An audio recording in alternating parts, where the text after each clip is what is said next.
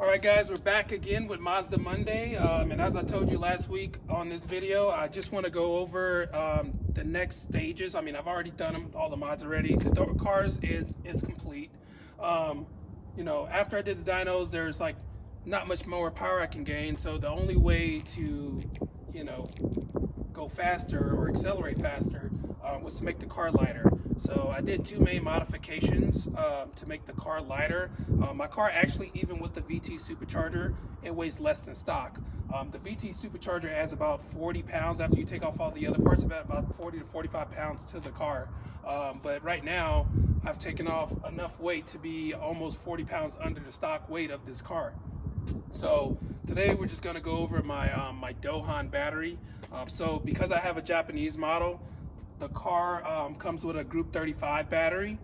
If you have a Mexico model, I can't remember exactly what it is if it's a Group 53, but the Group 35 is a taller battery, whereas the Mexico models, they have the shorter, wider battery, which I believe is like a Group 50, Group 53.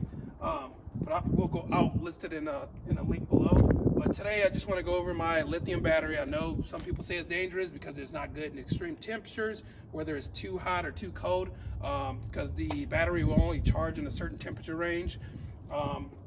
And a lot of people worry about when it gets real cold out, if the battery's going to have enough amperage to turn over and crank. I've had no issues with this battery at all. A couple weeks ago, about a month ago, it was -10, and this battery performed amazingly. My stock battery, even when I first got the car, it had issues turning over. And then I actually, you know, because I was in the car so much, ended up replacing that battery with another, you know, an Everstart battery you can get like at Walmart. And it had a little bit better cranking amps, and I did notice the benefit. But then, you know, like I said, it got to the point where there's no more power I can get out of this car, so I want to make it lighter. And I also still noticed that turning over, because the battery that I had, it was only a 660 cranking amp battery, and it gets cold here, so I wanted something that would turn over a little bit faster. And since I was, you know, trying to go faster, I decided to get something lighter. Dan Brown was actually the first person to tell me about this battery. I believe he's had it for like at least 2 years now. I've had mine for about 6 months, and one of my customers who goes by Hologram on the Mazda 3 Revolution forum, he also has it. So both of them had this battery before me, had no issues. They both, you know, get on their car, it get pretty hot, and they've had no issues with the charging or anything like that. So here, I'll just show you the battery real quick. Here's my Dohan battery. This is, like I said, a Group 35 battery. I don't know if you see right here where there's like rust and stuff, and it's all been eaten up. That is from, you know, having a standard lead acid battery. It's very corrosive. So now I don't have to deal with all my connectors and stuff going bad because I don't have that lead acid battery anymore. So this battery right here is rated for 900 cold cranking amps.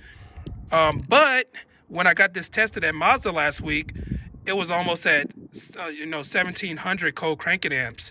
And I don't know if it's just my battery, it probably is. But my battery only stays charged. It only goes up to 94%, 95%. It doesn't go to 99.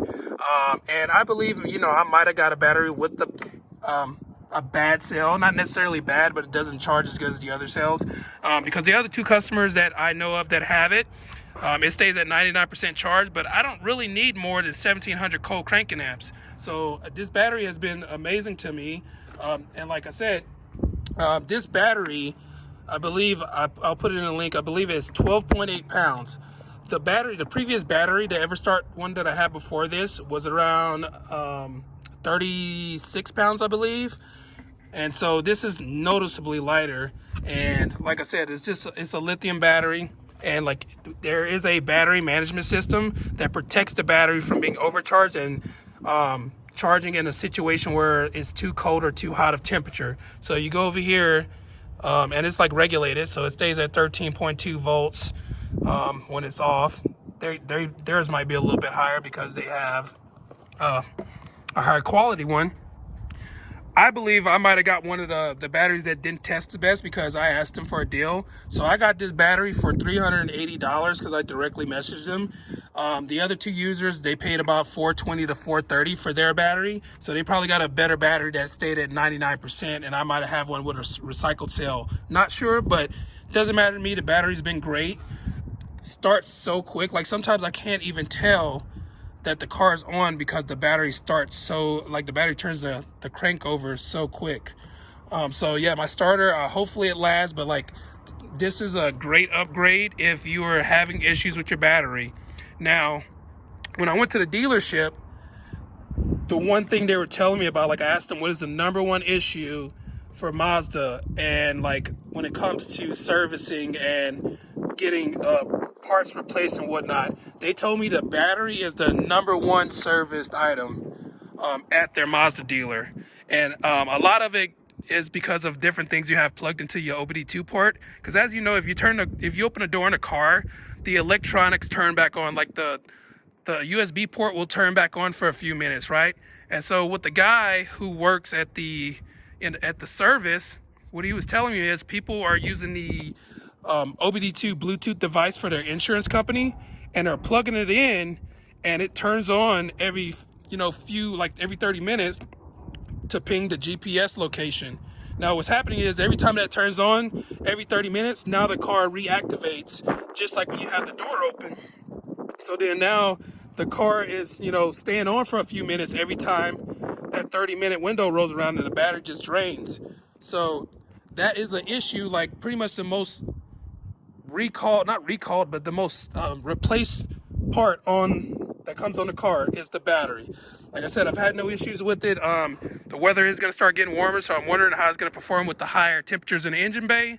But like I said, I have this snorkel here, and it's going to get some air flowing over it because it's not closed off. So the air will come in through the snorkel, come up, and like this will get a nice little breeze.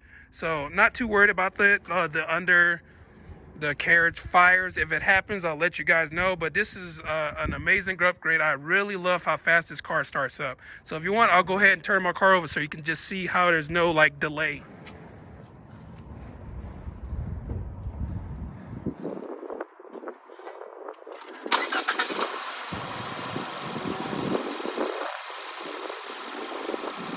There you have it, guys. The car starts quick just like this every time.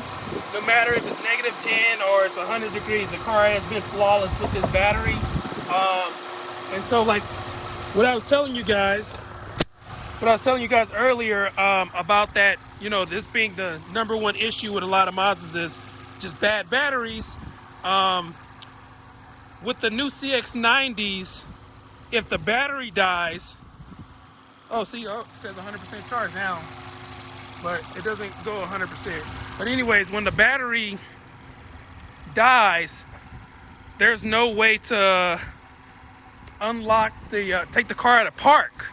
So what ends up happening when the battery dies on the CX-90, you can't take the car out of park. And so if your battery does die and you need to get towed, they literally have to drag your car because there's no power and there's no way to get it into neutral like on these cars. So that was the thing that when I went up there, when they told me about the CX-90 to avoid, because a guy was leaving his CX-90 in his garage for months at a time, and then what ended up happening was, the battery would die, and it was just, they had to get it dragged out of his garage because he couldn't put the car in neutral for the wheels to roll. So that's it, guys. I just want to go over my simple modification I did. The next one we'll go over are my wet sports. Catch you later.